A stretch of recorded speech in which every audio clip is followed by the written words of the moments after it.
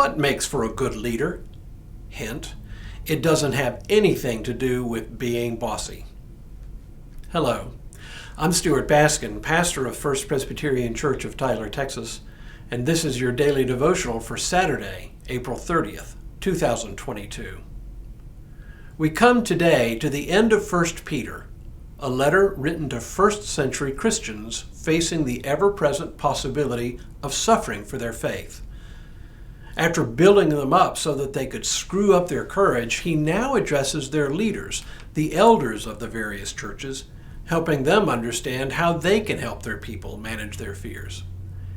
He begins chapter 5 with these words.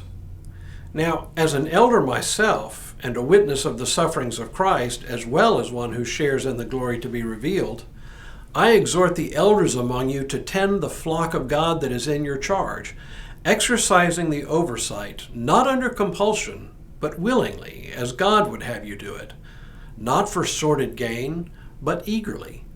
Do not lord it over those in your charge, but be examples to the flock. And when the chief shepherd appears, you will win the crown of glory that never fades.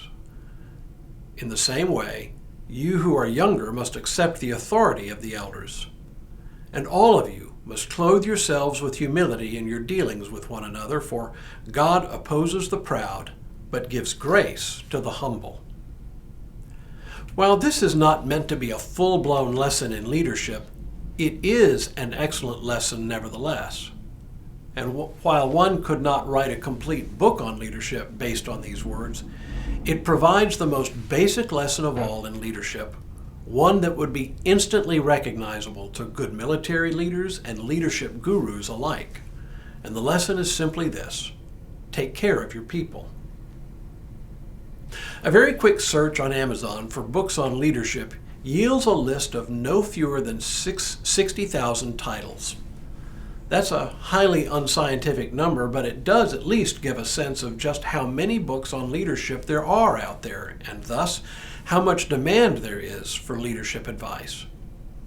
Practically everyone in positions of leadership, whether in business and management, the military, or the nonprofit world, clamors for the latest, greatest book on leadership that will instantly turn them into perfect leaders so that their enterprises can achieve excellence. In nearly every book on leadership I've ever read, one of the core lessons is on the importance of taking care of the people you lead. The best leaders do not achieve results by berating their people or even by simply barking orders. But even when orders need to be barked, successful leaders know that much more time has been spent carefully cultivating relationships of trust, so that trust is built on the understanding that the leader has the best interests of those they lead at heart. They know that while the proverbial bottom line is important, whether that is financial profit, military success, or results in the case of a nonprofit, it is people that count the most. One of my father's former law partners left the law firm that they both served in the late 1960s to help form a no-frills airline along with one of his clients. That lawyer, Herb Kelleher, helped build this scrappy little airline, Southwest Airlines, into one of the major players in the airline industry in the United States. One of the airline's early management strategies, which, pun intended, flew in the face of management dogma at the time, was to put employees first, customers second. Not that customers are unimportant, but that if they wanted to develop loyal customers, they knew that the key was their employees. Happy employees, the thinking went, would result in happy and loyal customers. And turns out, they were right. Now, Herb Kelleher was no saint, but he and Roland King hit on an idea that has ancient roots, and which resonates with Peter's advice to the elders of the churches in Asia Minor in the first century. To lead the people of God, one must have the heart of a servant who cares deeply not just about any ideas of success, but first and foremost about the flock under their care.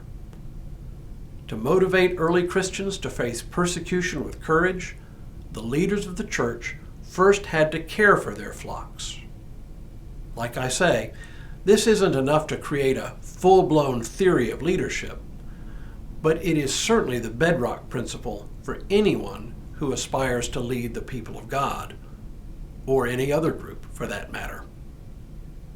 And now, may God continue to bless you and keep you in all that you do this day and in all the days ahead.